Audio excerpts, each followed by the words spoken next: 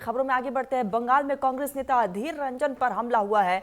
बंगाल में प्रचार के दौरान बहरामपुर में उन पर हमला किया गया। मुर्शिदाबाद में चुनाव प्रचार के दौरान हमला हुआ। कांग्रेस और टीएमसी कार्यकर्ताओं के बीच हाथापाई भी हुई है।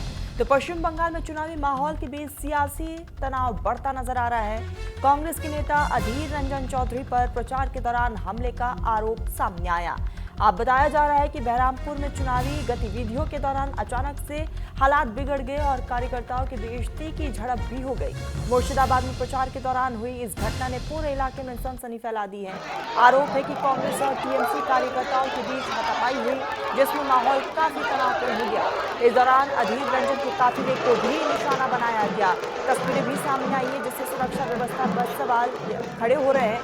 कांग्रेस ने इस घटना को लोकतांत्रिक प्रक्रिया पर हमला बताया, जबकि टीएमसी की तरफ से आरोपों से इनकार किया जा रहा है। चुनावी दौर में इस तरह की घटनाएं सियासी पारा और बढ़ा देती हैं और लगातार अब टीएमसी और कांग्रेस के बीच बयानबाजी का दौर भी शुरू हो चुका है। हालांकि इस पूरे मामले को लेकर जांच पड़ताल की जा रही है कि आखिर क्यों इस तरह के हालात वहां पर पैदा हुए। तो बंगाल में कांग्रेस के नेता अधीर रंजन चौधरी, जो कि चुनाव प्रचार कर रहे थे, लोगों के बीच जा रहे थे, अपने पार्टी के पक्ष में, उम्मीदवार के पक्ष में माहौल बनाने का काम कर रहे थे और इसी बीच जो है उनके काफिले पर हमला हुआ है। मुर्शिदाबाद में चुनाव प्रचार के दौरान ये अटैक किया गया और कांग्रेस और टीएमसी के कार्यकर्ता आपस में भिड़ते हुए भी नजर आए।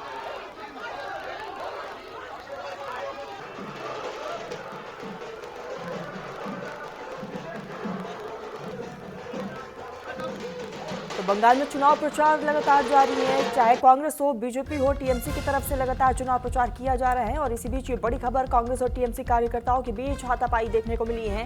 तस्वीरें भी सोशल मीडिया पर लगातार वायरल हो रही है। आपको बता दें कि इन तमाम तस्वीरों के बाद से लगातार कांग्रेस और टीएमसी एक दूसरे पर कई गंभीर आरोप लगा रही है। तो बंगाल में चुनाव प्रचार के दौरान बहरामपुर में ये बड़ा हमला हुआ है।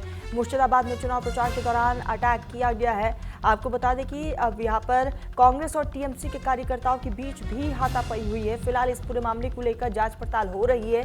दूसरी तरफ टीएमसी की तरफ से कांग्रेस पर कई गंभीर आरोप लगाए गए हैं। तो बंगाल में तमाम पार्टियों की तरफ से चुनाव प्रचार किया जा रहा है। लोगों के बीच पार्टियां जा रही है और अपनी पार्टी के पक्ष में, उम्मीदवार के पक्ष में लोगों से वोट की अपील की जा रही है। और इसी कड़ी में कांग्रेस की तरफ से अधीर रंजन चौधरी पश्चिम बंगाल में मौजूद है और वहां पर लगातार चुनाव प्रचार कर रहे हैं, जनसभाओं को संबोधित कर रहे हैं। और इसी बीच टीएमसी के कार्यकर्ताओं की तरफ से हमला किया गया है। तो माहौल काफी तनावपूर्ण हो गया। फिलहाल इस पूरे मामले को लेकर हर एक एंगल से तफ्तीश हो रही है।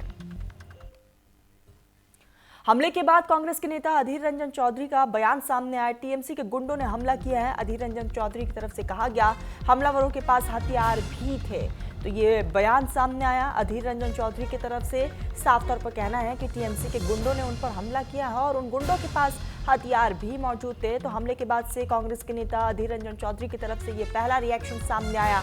आपको बता दें कि दूसरी तरफ लगातार कांग्रेस टीएमसी पर हमलावर है, क्योंकि जैसे ही अधीर रंजन चौधरी पर हमला किया गया और उसके बाद से ही टीएमसी और कांग्रेस एक दूसरे पर वार पलटवार कर रहे हैं। कई आरोप इस बीच एक दूसरे पर लगाया जा रहा है। और हमले के बाद कांग्रेस के नेता अधीर रंजन चौधरी का साफ तौर पर कहना है कि टीएमसी की तरफ से यह हमला किया गया और हमले के बाद जो है हालात और भी ज्यादा खराब हो गए। हमलावरों के पास हथियार भी थे। तो हमले के बाद से कांग्रेस के नेता अधीर रंजन चौधरी की तरफ से ये बड़ा बयान। आपको बता दें कि अधीर रंजन चौधरी लोगों के बीच थे उस वक्त जब उन पर हमला हुआ है। चुनाव प्रचार कर रहे थे, पार्टी के लिए माहौल बना रहे थे, उम्मीदवार के पक्ष में वोट की अपील कर रहे थे और इसी बीच उन पर हमला हुआ है। और आपको बता दें कि टीएमसी और कांग्रेस के कार्यकर्ताओं में झड़प भी हुई। हालांकि तुरंत वहां पर पुलिस की टीम पहुंची, प्रशासन की टीम मौजूद थी और जैसे तैसे इस पूरे मामले को शांत करवाया गया।